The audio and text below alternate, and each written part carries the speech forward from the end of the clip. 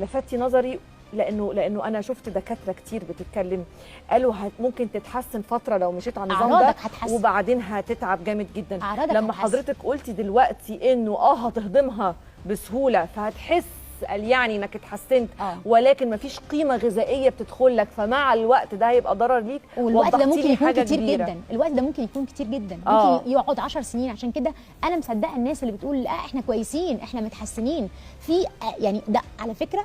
والناس قعدوا يقولوا لجان ومش لا مش حقيقي، في ناس بتقول كده. فقعدت انا اذاكر واحلل الناس اللي اتحسنت دي اتحسنت ليه، وهقول لحضرتك مجموعه اسباب.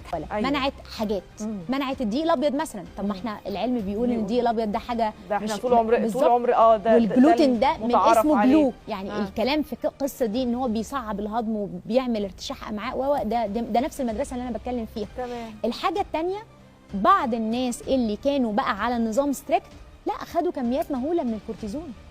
كان يعني عند تطبيق النظام الناس بتوصف لها جرعات رهيبه من الكورتيزون. ايا كان المشكله اللي عندك هتاخدي جرعه كبيره من الكورتيزون هتحسني.